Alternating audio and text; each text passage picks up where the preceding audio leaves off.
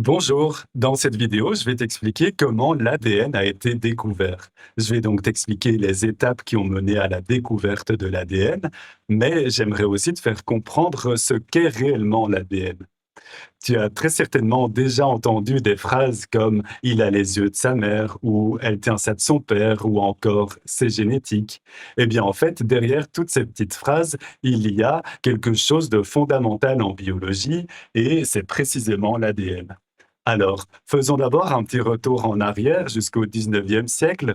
Au 19e siècle, on avait déjà observé depuis longtemps que les enfants ressemblaient à leurs parents, mais on ne savait pas encore expliquer pourquoi. En tout cas, on en concluait déjà que ça voulait dire qu'il y avait une transmission de caractère des parents vers les enfants, de caractères comme par exemple les taches du dalmatien ici. Voilà, donc cette transmission de caractère, on appelle ça l'hérédité. Donc, à l'époque, on observait l'hérédité, mais ça restait très mystérieux. On ne comprenait pas les mécanismes qui étaient derrière ça. On ne comprenait pas comment est-ce que les caractères se transmettaient des parents vers les enfants. Alors ensuite, au début du XXe siècle, William Bateson, qui était un biologiste britannique, a proposé un mot pour désigner la science qui étudie l'hérédité. Ce mot, c'est la génétique. La génétique, donc, c'est un mot qui fait référence à la naissance, comme générer ou génération, par exemple, et ça vient du grec ancien génésis, qui veut dire origine ou naissance, justement. Ce qu'on avait déjà compris à l'époque, c'est que les organismes sont constitués de cellules qui adhèrent les unes aux autres. Souviens-toi, la cellule, c'est l'unité élémentaire du vivant et une cellule comporte une membrane. Il y a des organites à l'intérieur et il y a aussi un noyau. Alors, ce qu'on avait aussi déjà compris à l'époque, c'est que la fécondation résulte de la fusion entre deux cellules, en l'occurrence, dans le cas des animaux, entre l'ovule et le spermatozoïde. Effectivement, l'ovule et le spermatozoïde sont deux cellules et on avait compris qu'elles fusionnaient pour donner un embryon et que cet embryon ensuite, lui, donne un bébé. Alors, en sachant ça, on se disait déjà à l'époque qu'il fallait bien qu'il y ait de l'information venant de la mère contenue dans l'ovule et de l'information venant du père contenue dans le spermatozoïde. Et on se disait que ces deux informations étaient réunies au moment de la fécondation, donc au moment de la fusion entre ces deux cellules. Et c'était donc pour ça, on se disait que c'était donc pour ça que les enfants ressemblent à leurs parents, mais on ne savait pas encore du tout expliquer les mécanismes qui étaient derrière tout ça. Alors maintenant, j'aimerais te parler des plantes. Donc, on avait compris à l'époque que les plantes, elles aussi, sont composées de cellules, tout comme tous les autres organismes, et on avait identifié chez les plantes à fleurs les cellules reproductrices, mâles et femelles, donc c'est-à-dire l'équivalent du spermatozoïde et l'équivalent de l'ovule. Alors, si on regarde une fleur, en fait, l'équivalent de l'ovule se trouve ici, donc au bout du pistil. On appelle ça les zoosphères. J'ai mis ça au pluriel parce qu'effectivement, il y en a plusieurs ici. Donc ça veut aussi dire qu'il peut y avoir plusieurs fécondations dans une seule fleur. Alors, donc ça, c'est la cellule reproductrice femelle. Et pour la cellule reproductrice mâle, eh bien, on a compris qu'elle était contenue dans ce qu'on appelle le grain de pollen, qui est une petite structure qui se trouve ici, dans ce qu'on appelle une étamine. Une fleur, elle peut donc s'auto-féconder, mais les grains de pollen d'une fleur, ils peuvent aussi être transportés, par exemple, par le vent pour atteindre le pistil d'une autre fleur. Et à ce moment-là, il va y avoir une fécondation croisée, une fécondation donc entre deux individus différents. Alors en fait, si je te parle de ça, c'est parce que je voudrais te parler de Gregor Mendel, qui était un scientifique autrichien, qui a fait une expérience en croisant des pois. Et cette expérience, elle a été fondamentale pour comprendre les mécanismes de l'hérédité. Alors, pour croiser artificiellement des pois, Mendel prenait donc les grains de pollen d'un individu pour les amener au pistil d'un autre individu. C'est comme ça qu'il faisait donc différentes fécondations. Une fois que les différentes fécondations sont faites, les graines peuvent donc se former et la fleur va se transformer, la fleur de pois va se transformer en une gousse qui va contenir les différentes graines. Chaque graine, en fait, résulte d'une fécondation. Alors, dans son expérience, Mendel a en fait croisé des individus verts avec des individus jaunes. Et donc avec ça, il pouvait s'attendre à obtenir une descendance vert-jaune ou bien à la fois des individus verts et des individus jaunes. Mais en réalité, ce n'est pas ce qu'il a observé. Dans la descendance, donc dans la génération F1, il a observé seulement des individus verts. Donc là, il s'est dit que c'est comme si l'information qui code pour le jaune avait été perdue ici à la génération F1. Par contre, en croisant des individus de la génération F1, il a obtenu à la fois des descendants verts et des descendants jaunes. Donc là, il a compris que l'information qui code pour le jaune, elle n'a donc pas été perdue. C'est juste qu'elle ne s'exprime pas ici à la génération F1 et qu'elle se réexprime ici à la génération F2. Voilà, donc avec ça, Mendel en a conclu que les caractères se transmettent selon des règles précises.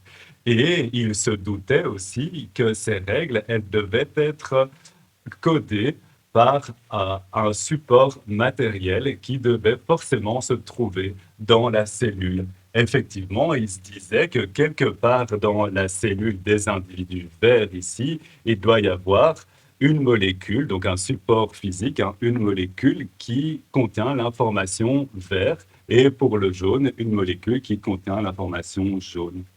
Voilà. Alors, donc, la conclusion de tout ça, c'est que les cellules, elles contiennent des informations qui déterminent les caractères.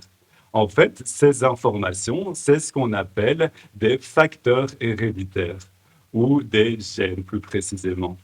Et en fait, ici, donc, on a affaire plus précisément aux gènes qui codent pour la couleur. Et pour expliquer ces observations, en fait, Mendel a déduit que chaque gène existe en deux versions différentes. Il y a toujours deux versions différentes d'un même gène et ces deux versions différentes, c'est ce qu'on appelle des allèles. Donc chaque individu a deux allèles pour un même gène. Voilà. Ici, donc, il a déduit que le parent vert a deux allèles verts et que le parent jaune a deux allèles jaunes, donc pour le gène qui code pour la couleur. Et il a aussi fait un petit raisonnement qui permet donc d'expliquer ces observations. Et dans ce raisonnement, en fait, il explique que les allèles, au moment de la fécondation, ils se séparent et les deux allèles d'un parent peuvent alors comme ça, chacun rejoindre soit l'un, soit l'autre allèle de l'autre parent. Voilà. Donc ici, en faisant ce tableau, on illustre ce qui se produit au moment de la fécondation. Là, on va voir simplement donc que le vert ici va rejoindre le jaune comme ceci. Et en fait, on voit en toute logique que ce sera pareil dans toutes les autres cases du tableau. Donc avec ça, on pourrait croire qu'on aura des individus verts-jaunes. Or, comme je t'ai dit, ce n'est pas le cas. Il a observé seulement des individus verts. En fait, ça, Mendel l'a expliqué en disant que l'allèle vert est l'allèle dominant et que l'allèle jaune est récessif. Donc ça veut dire que l'allèle vert prend le dessus sur l'allèle jaune. Et c'est pour ça que l'allèle jaune ne s'exprime pas et donc on n'observe pas de jaune. On observe seulement du vert parce que l'allèle vert est dominant et que l'allèle jaune est récessif. Alors ensuite, il a donc croisé des individus de la descendance, donc qui ont chacun un allèle vert et un allèle jaune. Voilà, on peut représenter ça comme ceci de nouveau, avec un tableau similaire. Donc voilà, on a vert jaune d'un côté et vert jaune de l'autre. Donc voilà, ça c'est bien des descendants qu'il a obtenus avec le premier croisement, hein. Voilà, donc on peut faire le même raisonnement. Donc ici, le vert va rejoindre le vert. Le vert ici rejoint le jaune. Pareil pour ici. Tandis qu'ici, le jaune rejoint le jaune. Donc là, les deux allèles récessifs se sont rejoints. Et donc, c'est seulement quand deux allèles récessifs se rejoignent que cet allèle peut s'exprimer. Donc ici, on va observer du jaune. Ici, on ne va pas observer de jaune parce que l'allèle vert qui est dominant prend le dessus sur l'allèle jaune qui est récessif. Voilà. Donc, en toute logique, selon ce tableau, on va alors obtenir 75% d'individus qui seront verts et 25% d'individus qui seront jaunes. Et c'est effectivement ce que Mendel a observé en réalité. Il a observé ces proportions, 75% de vert, 25% de jaune. Donc, ce raisonnement lui permettait d'expliquer ses observations. En fait, ce raisonnement, il permet donc d'expliquer le code, en réalité, le code qui permet de transmettre les caractères héréditaires. Grâce à Mendel, on a donc mieux compris ce code. Par contre, on ne savait toujours pas quel était le support matériel de ce code, ou autrement dit, on se posait toujours la question de savoir quel est le support matériel des facteurs héréditaires, ou autrement dit, des gènes.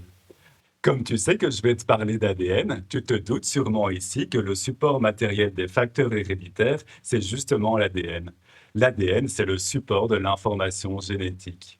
Par contre, avant de comprendre ça, il a d'abord fallu découvrir l'ADN. Forcément, avant de comprendre son rôle, il fallait le découvrir. Alors, en réalité, à l'époque, on savait déjà que les protéines jouaient de nombreux rôles importants dans la cellule et on s'est alors demandé si ce n'étaient pas certaines protéines qui codent pour l'information génétique. Et c'est seulement plus tard qu'il sera compris qu'en réalité, ce ne sont pas des protéines, mais bien l'ADN qui code pour l'information génétique. Voilà. Donc, dans la suite ici, je vais t'expliquer le cheminement qui a mené à la découverte de l'ADN. Tu verras que c'est une découverte qui n'a pas été faite du jour au lendemain. Ça a été assez progressif. Il y a plusieurs scientifiques qui y ont contribué. Et donc, voilà, je vais te donner un aperçu des étapes qui ont été suivies. En réalité, je ne vais pas entrer dans le détail de chaque étape, ni même t'expliquer chacune des étapes. C'est plutôt ici pour te donner un bel aperçu donc, du cheminement qui a été suivi et qui a donc mené à la découverte et à la compréhension de l'ADN. Alors, on va commencer par Friedrich Micher, qui était un biologiste suisse qui a travaillé en Allemagne. Alors lui, son but, c'était d'étudier les cellules. Pour ça, il a récupéré des pansements usagés dans des hôpitaux parce que ces pansements étaient imbibés de pus et que le pus contient des globules blancs. Les globules blancs, ce sont des cellules. Ce sont les cellules donc, qui récupéraient pour les étudier. Alors, il faut savoir que Michel s'intéressait particulièrement au noyau des cellules parce que la composition du reste de la cellule était déjà assez bien comprise. On savait que les protéines, notamment, étaient des constituants majeurs des cellules. Donc voilà, on connaissait déjà relativement bien la composition des cellules, sauf celle du noyau. Le contenu du noyau restait inconnu. Alors, je vais te donner un aperçu simplifié ici des étapes que Michel a suivies pour étudier les noyaux. Alors, tout d'abord, il a plongé les pansements dans une solution comme ceci, qu'il a ensuite filtré pour enlever les débris. Il a donc séparé les globules blancs du reste comme ceci. Et ensuite, il a ajouté des composés assez simples, hein, comme du sel, par exemple, pour déstabiliser les membranes et pour que ces membranes s'ouvrent, pour libérer le contenu des cellules, dont le noyau. Le noyau, à cette étape-ci, il restait intact parce qu'il est plus résistant que le reste de la cellule. Alors ensuite, avec une filtration supplémentaire, il a isolé les noyaux du reste et ensuite, il a ajouté du carbonate de sodium pour déstabiliser des noyaux, pour les dénaturer, hein, on peut dire. Ça veut dire qu'à cette étape-là, il a aussi dénaturé les protéines qui étaient contenues dans le noyau, dans les noyaux. Alors, en fait, Michel, même s'il ne pouvait pas en être sûr, il se doutait qu'il y avait des protéines dans les noyaux, puisqu'il savait que les protéines étaient des constituants majeurs des cellules. Alors, les protéines, elles sont constituées d'acides aminés qui eux-mêmes sont composés de carbone, d'hydrogène, d'azote et d'oxygène. Alors, il y a aussi du soufre parfois dans certains acides aminés. Alors, il a ensuite fait des analyses élémentaires pour confirmer la présence de certains éléments, tels que les éléments contenus dans les acides aminés. C'est ce qui lui a permis de confirmer la présence d'acides aminés et donc de protéines dans les noyaux. Voilà. Alors pour te donner une petite idée, une analyse élémentaire, c'est une analyse qui permet, enfin qui consiste à faire une réaction qui permet de confirmer la présence d'un élément. Par exemple, pour le soufre, enfin le soufre, on peut confirmer sa présence en ajoutant du plomb, parce que le soufre qui réagit avec le plomb, ça forme un composé noir. Autrement dit, si on ajoute du plomb et qu'on observe ce composé noir, ça veut dire qu'il y a du soufre dans la substance étudiée. Voilà. Alors, ensuite, donc, il a ajouté de l'acide acétique et du molybdate pour faire un autre, une autre analyse élémentaire, pardon, et qui, là, lui permettait de témoigner de la présence de phosphore. Alors, l'acide acétique a formé un composé blanc en étant ajouté donc dans la solution, et le molybdate a transformé ce composé blanc en un composé jaune. Et ça, donc, ça confirme la présence de phosphore dans la substance. Il a donc comme ça confirmé la présence de phosphore dans le noyau, même s'il ne s'attendait pas à ce qu'il y ait, il ne s'attendait pas spécialement à ce qu'il y ait du phosphore dans le noyau. Il a pu observer que c'était le cas. Alors, en fait, ce qui se produit, c'est que le phosphore, quand il est présent sous forme du phosphate, il peut réagir avec le molybdate quand il est ajouté, et cette réaction produit ce composé solide jaune. Voilà. Donc, c'est grâce à ça que Mitchell a fait une observation à laquelle on ne s'attendait pas, hein. On ne savait pas qu'il y avait du phosphore dans le noyau. Et en plus, ça, c'était une découverte assez inattendue aussi parce qu'on savait donc que ce n'étaient pas des protéines, puisque les protéines ne contiennent pas de phosphore. Il se disait donc que c'était une substance nouvelle qu'on ne connaissait pas encore, et il a décidé de l'appeler tout simplement nucléine parce qu'elle est contenue dans le noyau. Ensuite, Albrecht Kossel, un scientifique allemand, a décidé de continuer à étudier cette nucléine.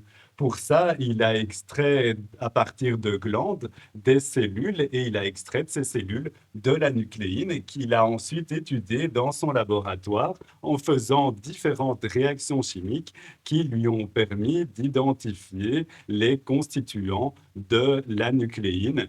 Et ça lui a notamment permis de progressivement montrer que la nucléine, elle est constituée de 4 bases azotées différentes. Alors, ces 4 bases azotées, c'est l'adénine, la thymine, la guanine et la cytosine. Je vais les représenter de manière un petit peu plus simple comme ceci pour la suite de cette vidéo. Tu vois que les structures de ces molécules, elles sont assez complexes. En réalité, Kossel n'avait pas pu déterminer exactement les structures de ces molécules, même s'il les avait identifiées.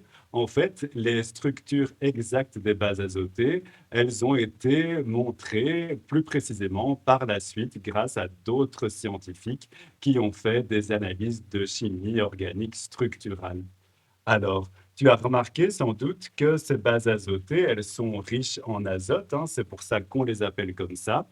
Et tu as peut-être remarqué aussi qu'il n'y a pas de phosphore dans ces molécules. Or, on peut donc se demander où est le phosphore que Michel avait identifié quand il a découvert cette nucléine. Donc ça veut dire que dans la nucléine, il y a des bases azotées, mais qu'il doit aussi y avoir autre chose. Il doit aussi y avoir une molécule qui contient du phosphore. On reviendra là-dessus dans la suite de cette vidéo. J'aimerais d'abord te dire d'où viennent les noms de ces différentes bases azotées. En fait, pour nommer ces différentes bases azotées, Kossel s'est basé, enfin, il s'est laissé inspirer, hein, on peut dire, des noms des différents tissus qu'il a utilisés pour extraire des cellules. Je t'avais dit qu'il avait utilisé des glandes d'animaux, et le mot adénine est justement dérivé du mot adène qui veut dire glande en grec ancien. Ensuite, thymine, ça vient de thymus, qui est simplement un exemple, enfin qui est un type de glande, voilà. Pour guanine, c'est un petit peu plus particulier, ça vient de guano, qui veut dire excrément de chauve-souris ou d'oiseaux marins. En fait, à l'époque, ce type d'excréments était souvent utilisé en tant qu'engrais parce qu'ils étaient riches en azote. Et en fait, on avait déjà identifié donc dans le guano de la guanine. Donc, ça veut dire que la guanine a été identifiée déjà avant, donc indépendamment de l'étude de la nucléine. Voilà. Alors, pour terminer, le mot cytosine, ça vient simplement de kytos, qui veut dire cellule en grec ancien. Alors, j'ai représenté une cellule biologique, même si en réalité, kytos en grec ancien, ça voulait dire cellule, mais tout simplement dans le sens de compartiment. Après Cossel, d'autres scientifiques du XXe siècle se sont intéressés à la nucléine, parmi eux Erwin Chargaff, un biochimiste autrichien. Alors lui, il a fait des études quantitatives où il a mesuré la quantité de chacune de ces bases azotées. Pour ça, il a pris des cellules de différentes espèces et même de différents règnes du vivant, hein, animaux, plantes, bactéries. Alors, il a donc pris les cellules et extrait la nucléine de ces cellules. Et puis, grâce à de la chromatographie papier, il a pu séparer les différentes bases azotées les unes des autres. Ensuite, il fallait encore les quantifier. Et pour ça, il a utilisé un spectrophotomètre UV. C'est un appareil qui envoie des UV. Les bases azotées, elles absorbent les UV. Et donc voilà, plus il y a de bases azotées dans un échantillon, plus les UV vont être absorbés. C'est une manière de mesurer la quantité de bases azotées. Alors, grâce à tout ça, Chargaff a fait en fait une constatation assez remarquable, hein, qui était que la quantité d'adénine est toujours égale à la quantité de thymine et la quantité de guanine est toujours égale à celle de cytosine. Peu importe l'espèce considérée et peu importe même le règne du vivant qu'on considère. Voilà. Alors en réalité, ce n'était pas des égalités parfaites, hein, puisqu'il y avait toujours une certaine marge d'erreur dans ces mesures. Mais voilà, ces mesures étaient quand même suffisamment proches que pour pouvoir conclure que la quantité de A est toujours environ égale à la quantité de T et que la quantité de G est toujours environ égale à celle de C. Alors, revenons un petit peu en arrière maintenant. Tu te souviens, je t'avais dit que Cossel avait identifié les bases azotées en les isolant grâce à des réactions chimiques. En fait, parmi ces réactions, il y avait ce qu'on appelle l'hydrolyse.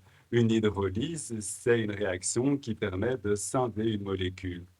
Si Cossel a eu besoin de scinder des molécules pour identifier les bases azotées, ça veut dire inévitablement que ces bases azotées, elles formaient initialement des liaisons chimiques avec d'autres composants. C'est là qu'on peut se dire que sûrement que parmi ces autres composants, il y a du phosphate, puisque Micher avait identifié du phosphore sous forme de phosphate dans la nucléine. Alors, en fait, un biochimiste américain, Phoebus Leven, a repris les travaux de Cossel. Et en fait, il a été un petit peu plus loin que Cossel, puisqu'il a pu déterminer que les bases azotées sont attachées à deux autres composants. En fait, il a fait aussi des hydrolyses, donc pour séparer les constituants les uns des autres, et ensuite, il a non seulement isolé les bases azotées, mais il a aussi isolé et identifié les deux autres composants en question. Alors, donc voilà, comme je le disais, il a isolé les bases azotées, mais aussi ces deux autres composants. Ces deux autres composants, c'est du sucre et de l'acide phosphorique. Alors, c'est un sucre un petit peu particulier, en fait, puisqu'il s'agit de désoxyribose. En fait, c'est un sucre qui ressemble à un autre sucre qu'on appelle le ribose, sauf que la différence entre les deux, c'est que le ribose, il a un groupement OH ici, tandis que le désoxyribose, il n'en a pas. Alors, cet acide phosphorique qu'on voit ici, en fait, il correspond au phosphate donc, que Micher avait identifié dans la nucléine. Il correspond au phosphate puisqu'il peut facilement perdre ses H+. Voilà. Donc, quand l'acide phosphorique perd CH+, on a un phosphate. Voilà. Alors donc ça veut dire que Phébus-Leven a montré que les bases azotées, elles sont toutes liées à un sucre, le désoxyribose, et ce désoxyribose, il est lié à un groupement phosphate. Alors, ces molécules ici, c'est ce qu'on appelle des nucléotides. Il y a donc 4 nucléotides différents, il y en a un par base azotée. Alors, si on récapitule, donc un nucléotide comporte une base azotée, un désoxyribose et un groupement phosphate. On reconnaît le désoxyribose ici. La seule différence avec la molécule isolée, c'est que le groupement OH ici est remplacé par la base azotée et ce groupement OH-là est remplacé par un groupement phosphate. Et encore une fois, si on appelle ça du désoxyribose, c'est parce qu'il n'a pas de groupement OH ici, contrairement au ribose. Voilà.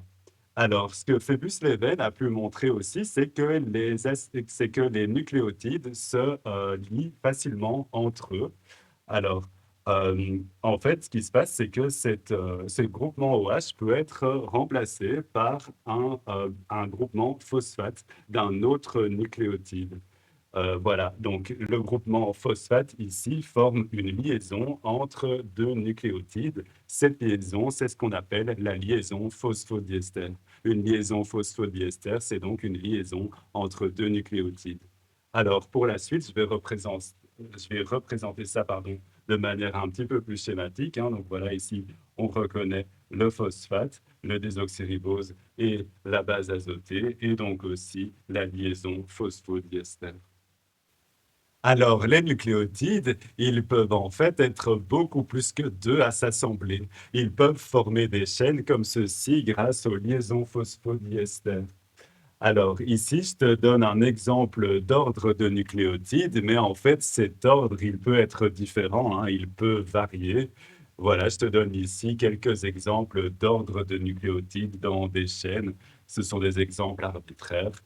Voilà. Alors, les chaînes de nucléotides, c'est ce qu'on appelle des acides nucléiques. Pourquoi acides? Parce que les groupements phosphates qui sont dans les chaînes, ils sont dérivés, comme je te l'ai déjà dit, de l'acide phosphorique. Effectivement, donc l'acide phosphorique, quand il perd CH+, il devient un phosphate. Alors, en fait, le phosphate, il peut parfois récupérer un H+. Les phosphates qui sont dans la chaîne peuvent récupérer des H+. Et quand ça arrive, ces H+ vont être très facilement relibérés. C'est pour ça que le phosphate a un caractère acide. Pour rappel, une espèce acide en chimie, c'est une espèce qui est capable de facilement libérer un H+. Voilà. Alors, c'est pour ça donc que la chaîne de nucléotides a un comportement acide. Maintenant, on pourrait encore se poser la question de savoir pourquoi est-ce que cette chaîne n'est pas basique finalement? Pourquoi elle n'a pas un caractère basique puisqu'il y a des bases azotées dans cette chaîne? Alors, une base en chimie, c'est une espèce qui est capable de facilement capter un H+. Ici, donc, dans cette base azotée, un H+ pourrait être capté. C'est cet atome d'azote ici, pardon, qui pourrait capter ce H+, tout comme l'a fait cet atome-là. Alors, en fait, le groupement phosphate a beaucoup plus tendance à libérer un H+, que la base azotée n'a tendance à en capturer un. C'est pour ça que le caractère acide du phosphate est beaucoup plus marqué que le caractère basique de la base azotée. Et c'est donc pour ça aussi que globalement, la chaîne a plutôt un comportement acide qu'un comportement basique. Voilà, c'est donc pour ça qu'on appelle ça des acides nucléiques. Alors, les acides nucléiques, ils peuvent être très longs, hein. Ces chaînes de nucléotides peuvent être très longues. Si on zoome dessus comme ceci, on peut reconnaître donc un nucléotide qui est alors lié de part et d'autre à un autre nucléotide avec donc des liaisons phosphodiester. Alors pardon, ces acides nucléiques dont je te parle ici, c'est en réalité plus précisément des acides désoxyribonucléiques et c'est de là que vient le mot ADN, acide désoxyribonucléique. Pourquoi désoxyribo? Parce que, pour rappel, donc, le sucre dans les nucléotides, c'est un désoxyribose.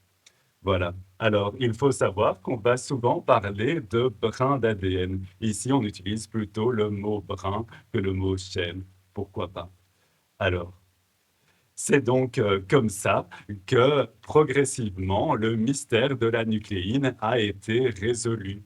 Cette fameuse nucléine, donc, que Michel avait identifiée dans le noyau, il avait compris qu'elle était riche en phosphore. Voilà, donc progressivement, on a mieux compris la composition de cette nucléine et alors on a fini par lui changer de nom et c'est pour ça qu'actuellement, on appelle plutôt ça de l'ADN. Voilà, alors pour conclure, on a donc vu dans cette vidéo que bien avant la découverte de l'ADN, on savait déjà, notamment grâce à Mendel, que les caractères héréditaires se transmettent selon des lois précises. On a vu aussi qu'à l'époque, on supposait déjà que l'information génétique, donc que les facteurs héréditaires, reposent sur un support matériel qui se trouve dans les cellules. On a vu donc aussi dans cette vidéo que la découverte de l'ADN a été un processus assez progressif qui a été de son identification jusqu'à la compréhension de sa structure. On a donc d'abord appelé ça la nucléine et ensuite l'ADN, une fois qu'on a mieux compris sa composition. Alors, ensuite, on a aussi vu dans cette vidéo que l'ADN est composé d'une chaîne de nucléotides. Voilà. Alors, dans la suite, dans une autre vidéo, donc, je t'expliquerai le lien entre l'ADN et l'hérédité. Autrement dit, je t'expliquerai comment on a compris que l'ADN est le support de l'information génétique. On verra aussi que l'ordre des nucléotides constitue le code de l'information génétique, ou autrement dit, le code génétique tout simplement. Alors, je t'expliquerai aussi quelque chose d'assez important concernant la structure de l'ADN dans une autre vidéo. En réalité, l'ADN se structure toujours en deux brins qui sont associés et qui forment ce qu'on appelle une double hélice. On parle de la double hélice de l'ADN. Effectivement, dans le noyau, en fait, l'ADN ne se trouve pas sous forme de simples brins comme ceci. En fait, un brin d'ADN est toujours associé à un autre pour former une double hélice. Pour finir, on verra aussi dans la suite que les doubles hélices d'ADN dans le noyau, elles s'organisent avec des protéines pour former des structures qu'on appelle les chromosomes. Voilà, alors cette vidéo est terminée. Merci pour ton attention et à bientôt pour la suite.